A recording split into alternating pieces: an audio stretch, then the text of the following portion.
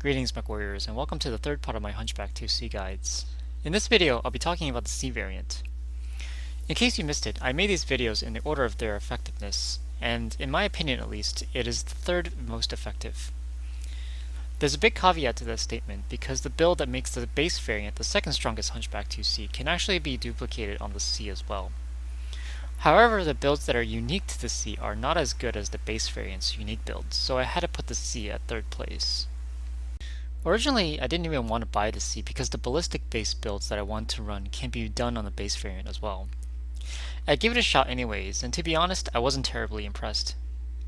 On the other hand, they're interesting enough to talk about, so we'll do that here. Let me first address the question of whether you should buy the C if you only want to own or play 3 variants for leading the chassis.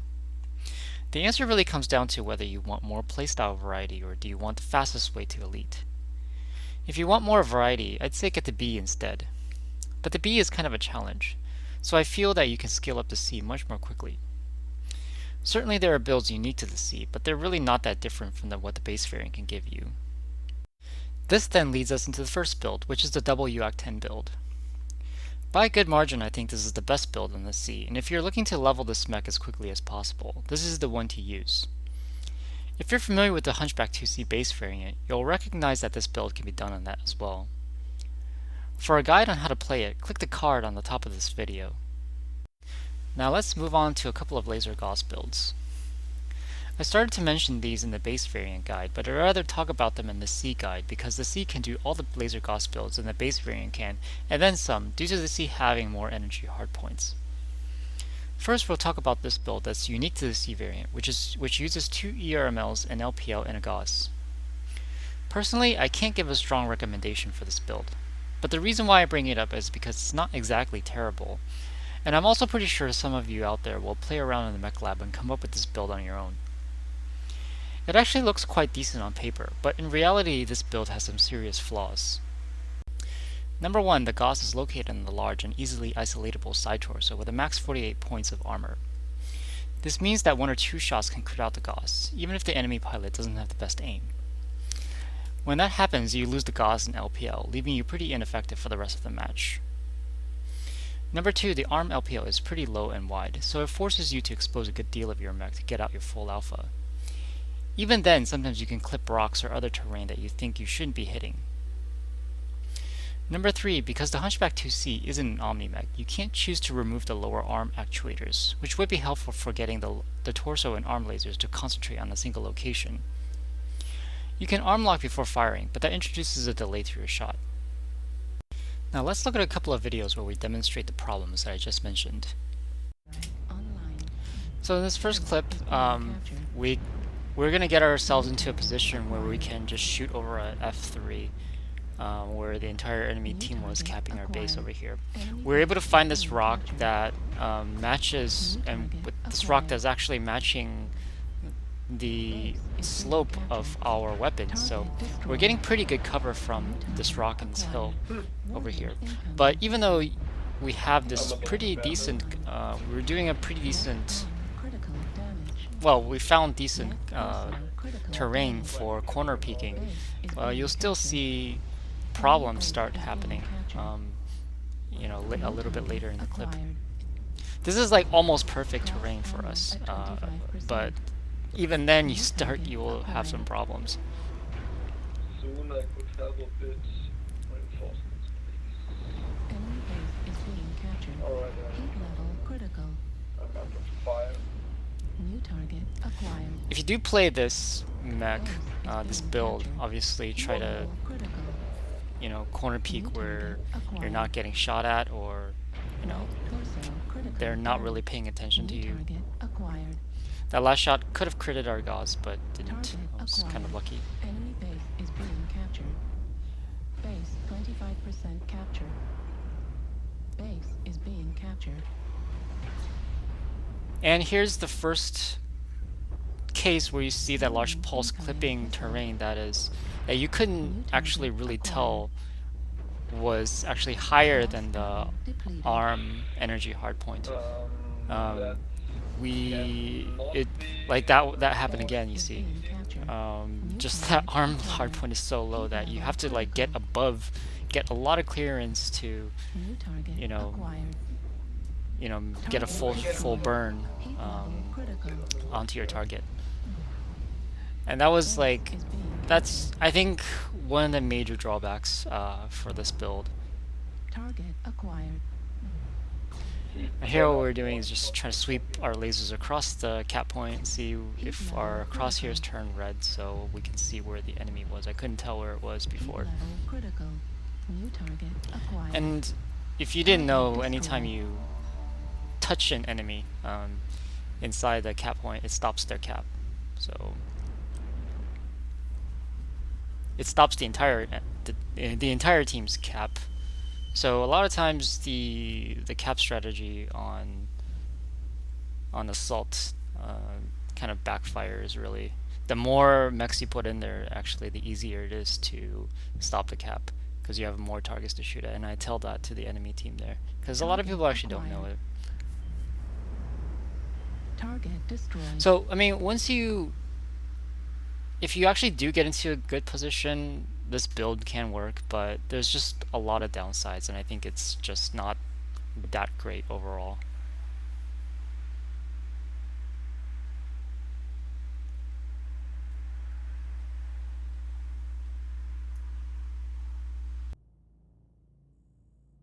New target acquired. So in this clip, we're actually going to see two different problems when we're shooting this oxide.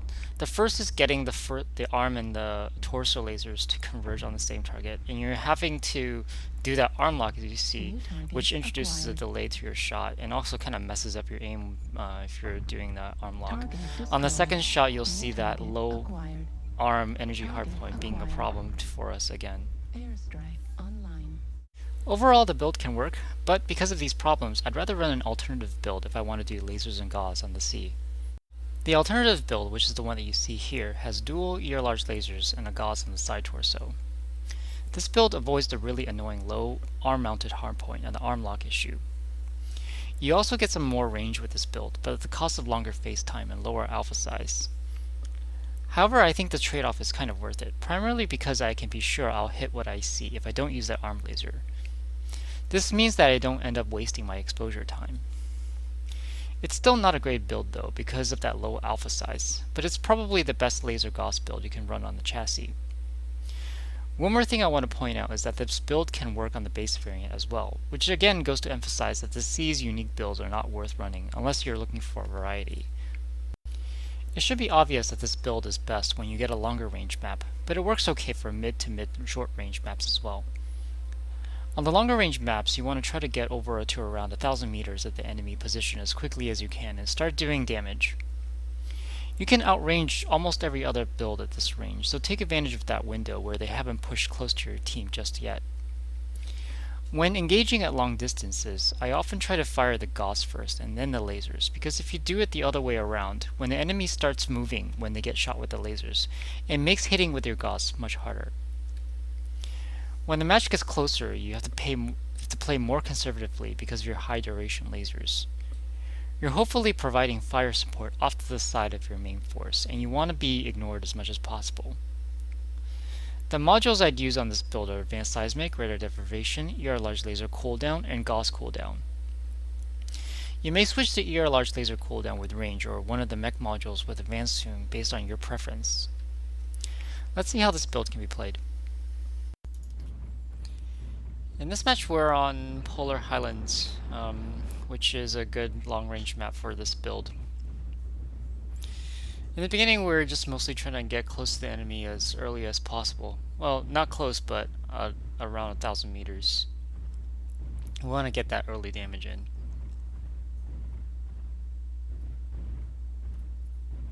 Just kind of looking around. We think the enemy is around here.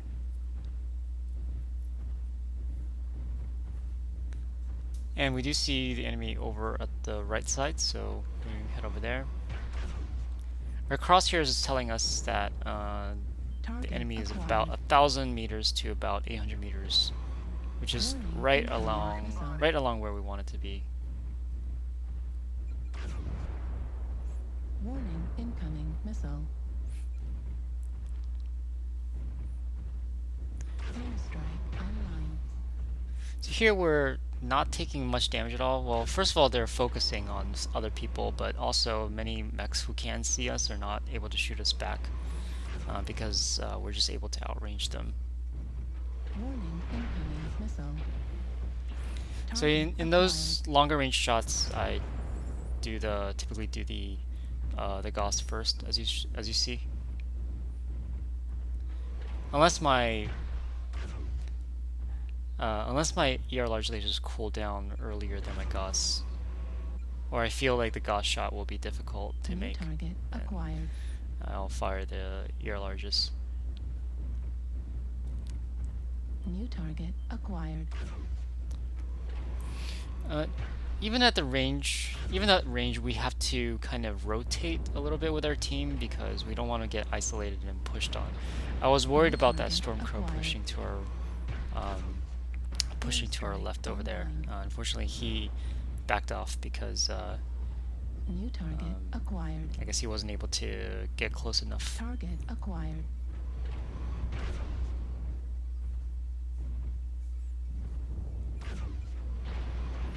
Warning, incoming missile. Airstrike activated. The match is getting a little bit Target closer. acquired. We're still able to use our range Target pretty well. acquired. It's that 700-meter range to 600 right now.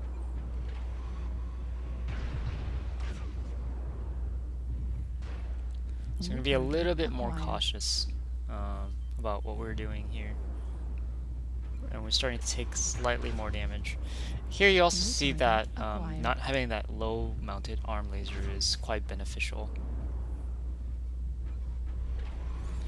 If it was some of those, if it was like the large pulse on the arm build, some of those shots would have went into the rock.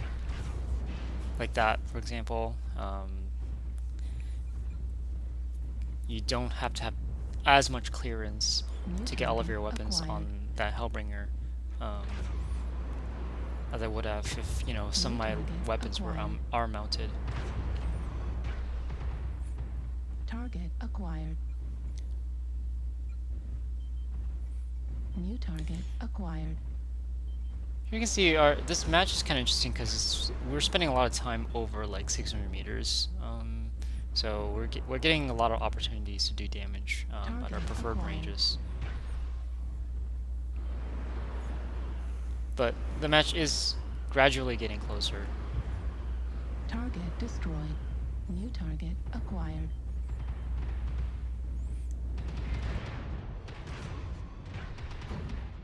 New target acquired. Here we're getting kind of closer range now. We're just, pretty much playing fire support for our assaults and heavies or other mechs. Target destroyed. Left arm critical damage. New target acquired. Target destroyed. So despite us not being able to use our range as much when it gets close, we're still able to put out a good amount of damage.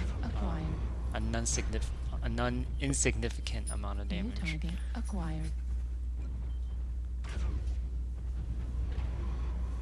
And just play fire support as much as possible when you're in that acquired. situation.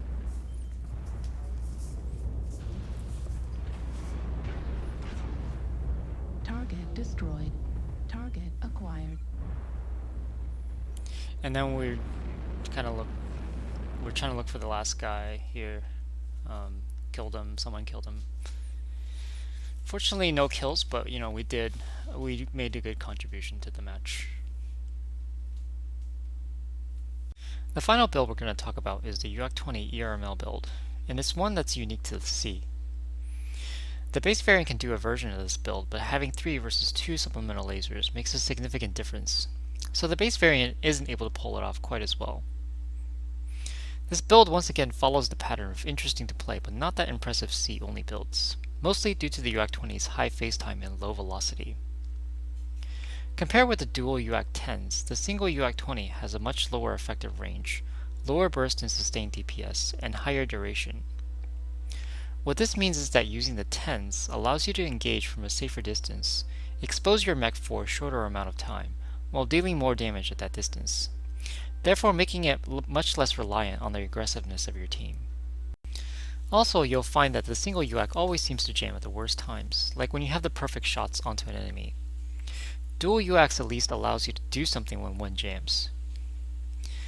Despite all the negatives, what I do enjoy about this build is that getting the 20s to work well is more challenging and therefore sometimes more rewarding. Also, when your team does play aggressively and gets close to the enemy, the 20s can do some serious damage. If you want to play this build, play it like an escort or fire support mech and try not to be the first to engage an enemy. Never trade directly with mechs with more armor than you, since the UAC 20 face time allows enemies to get a clean shot to your CT and side torso. Your ideal engagement range is under 300 meters. Further than that, and your bullet velocity makes it hard to predict the lead, and the bullet drop can make you miss the component that you are aiming for, even if you got the lead right. If you're trying to hit moving targets, prioritize aiming the lasers, then the UAC for anything further than 300 meters, since you're less likely to make the UAC shots at those ranges. Closer than that, and you prioritize the UAC over the lasers.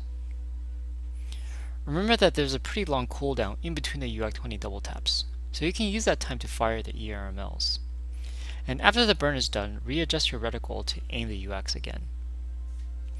Let's take a look at an actual gameplay video for this build. So in this match we're on Crimson Straits. Crimson is a mixed range map, so there can be good close range engagement opportunities.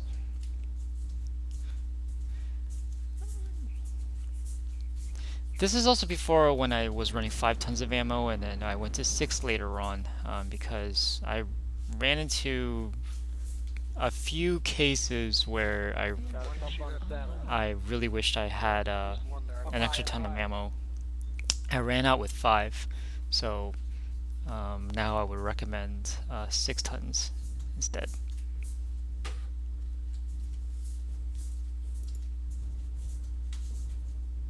Target acquired.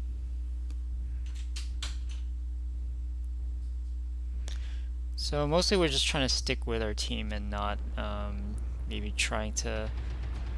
not trying to be the first to poke here. And see, the corner poke is kind of nice. You have, all your weapons on the same side, so you don't have to expose as much. Keep eyes on that tunnel, guys. Target acquired. Got one over the ridge here in Charlie 4. Still got 2 of them on the other side. Again, we're not trying to peek over that hill or anything because there might be a whole bunch of stuff over there. Yeah, I dropped the UAV, guys. There you go. New target UAV acquired. up here as well. Just playing cautiously is usually a good idea with Yeah, they're split up. Enemy a UAV short over here. range, Acquired. high face time build. Down. New target acquired.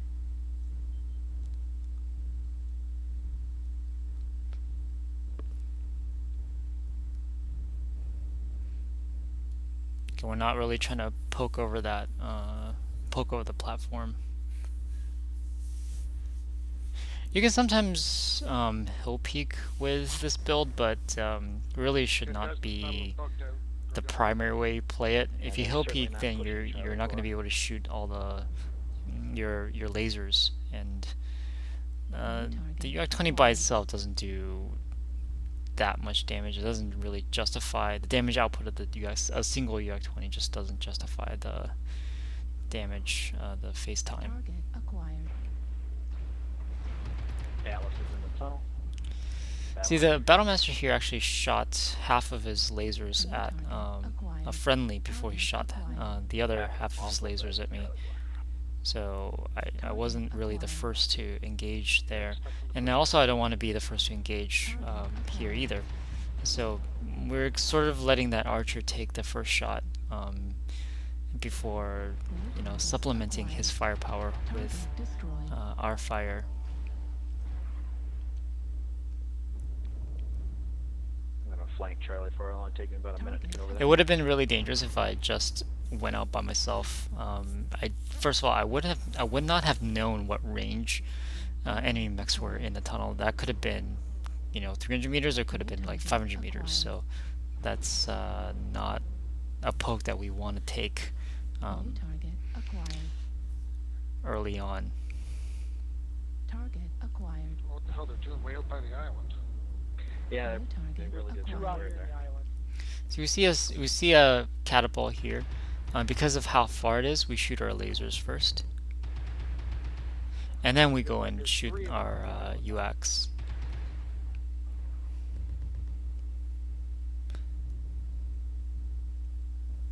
Couple bugging out of the tunnel on the side. You can see even at that 400-meter range, that bullet drop is very evident. This was kind of a risky move when I followed the catapult into the tunnel. I was making a bet that most of the mechs were out of the tunnel, and we would be, coming up behind them when we got out, and that was the case. You can sometimes tell that was, where the team is going, where the enemy team is going to be. Target destroyed. New target acquired. Target acquired. And here we're just kind of being off to the side and letting our team really draw attention, and we're trying not to attract too much attention from these mechs over here. Level critical. Target acquired. India. Similarly, we're not the first to engage there either. It's kind of funny, like I guess that's a wolfhound Destroyed. or a panther. It's either a wolfhound or a panther, like tanking for us. It was kind of funny. Target acquired. Enemy UAV above Charlie 2. Again, longer range, shoot the lasers, prioritize lasers.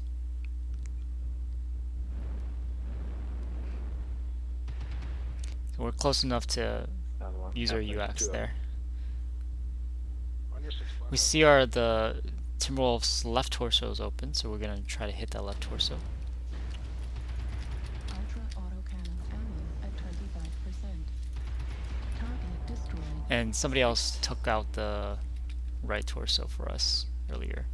Seismic's clear, Delta 2. No, it's 9-3, and so it's just Target cleaning up. acquired. So I think Acquired. the main thing to notice about this game is really how Two above. Shadow Cat. we're able to Mad Dog. sort of That's the last escort our team, provide fire support, and really not attempt to. We're making Fuel at 25%. making an effort not to be the first to engage. And that's how you let the UX-20 do its work. Target destroyed. New target acquired.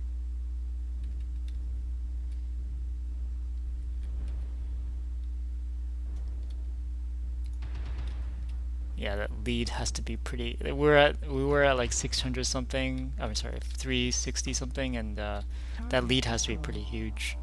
Good game. And our 20 jammed right there, as you can see. Really weird tactics on their part. It's pretty strange, yeah. I've never seen that before. I didn't see how well it worked out for him. Alright, so that is it for the C builds that I wanted to talk about. Hopefully you've learned something about the variant, even if you're not convinced that you should go and buy it. I think though that if you have the right expectations for this mech, you'll end up enjoying it. Be sure to subscribe to be notified of the next and final part of the Hunchback IIC series, where we talk about the B variant. See you next time, MechWarriors.